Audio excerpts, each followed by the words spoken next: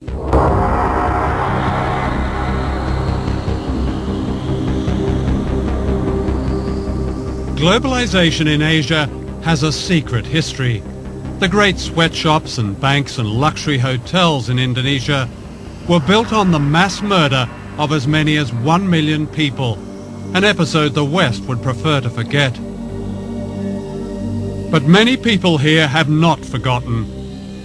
In recent years, people all over the country have begun searching for the remains of loved ones murdered when General Suharto seized power in the mid-1960s, aided by the United States and Britain.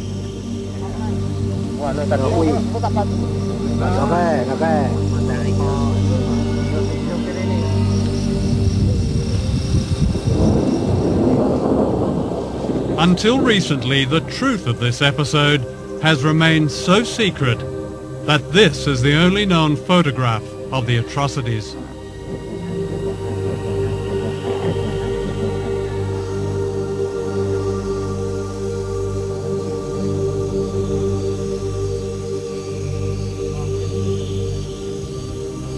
One day in early October 1965, a gang of thugs entered this school in Jakarta and beat to death the headmaster.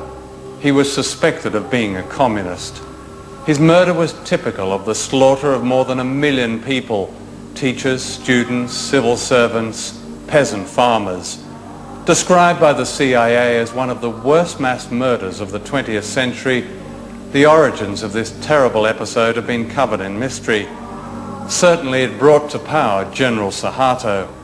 But what is now emerging is the extent to which he was secretly backed by the United States and Britain and by Western business leaders. Within a year of the bloodbath, Indonesia's economy was effectively redesigned in America, giving the West access to vast mineral wealth, markets and cheap labor, what President Nixon called the greatest prize in Asia. To Western business, the great value of General Suharto was that he succeeded in getting rid of the founder of modern Indonesia, Ahmed Sukarno, a nationalist who believed in economic independence for his people. He kept the great Western corporations out of Indonesia and threw out their agents, the World Bank and the International Monetary Fund. It was only when one of his generals, Suharto, seized power that the door was opened to Asia's greatest prize. When the Suharto regime came in after the putsch, they were able to make a lot of the fact that they were calling the IMF and the World Bank back in. They were going to rescue them, you see, and British propaganda in particular made a lot of this. You know, that the IMF was decent and it was going to bring order and everything was going to be lovely in the Indonesian garden. And as I say, a British diplomat still alive has said to me that was very much a part of the deal. Britain and the United States secretly conspired to back General Suharto. The American ambassador assured him that the US government is generally sympathetic with and admiring of what the army is doing.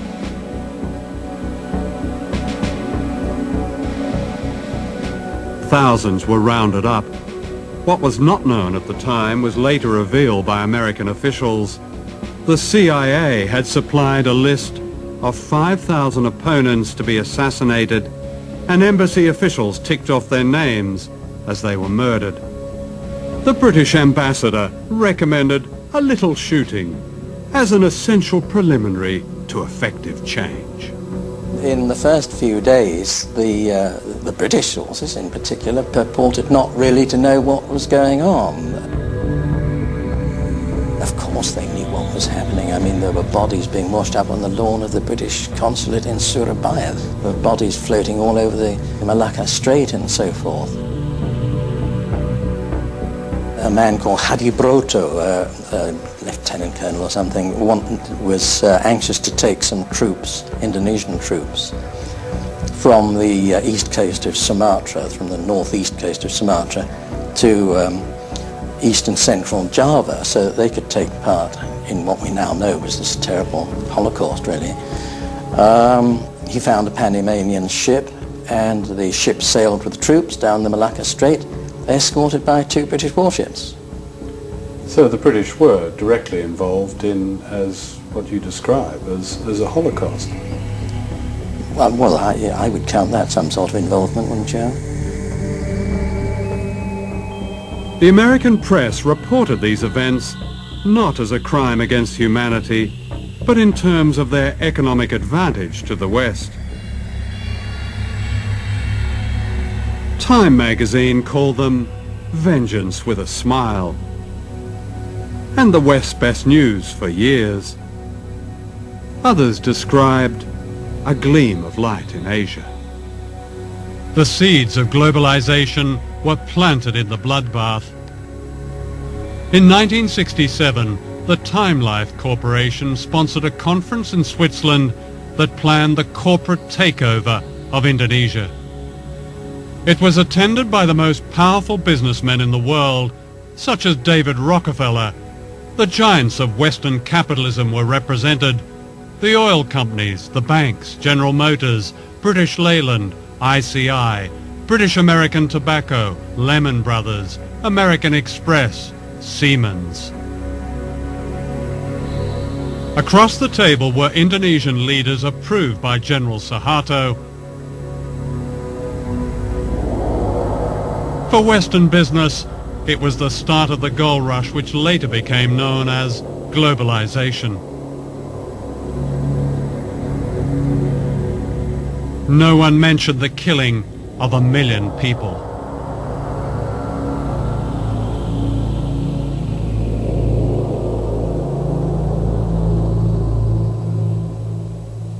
I've never ever heard of a situation like this for any country, where global capital essentially holds a meeting with state and hammers out the conditions of their own entry into the country.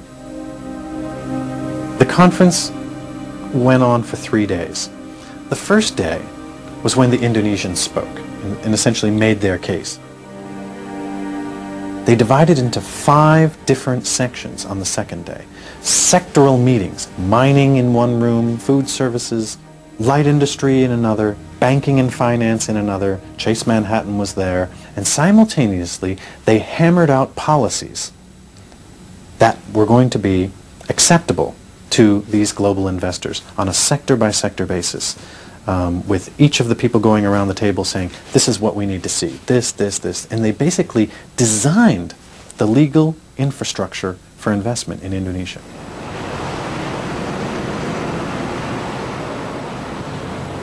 Was the foreign business community here aware that they were dealing not just with a corrupt, nepotistic dictatorship, but also with a mass murderer?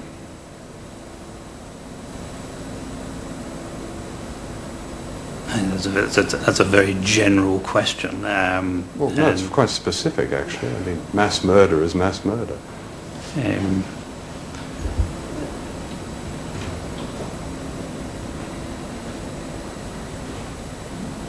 The fact that many people have died in Indonesia in unfortunate, tragic circumstances at the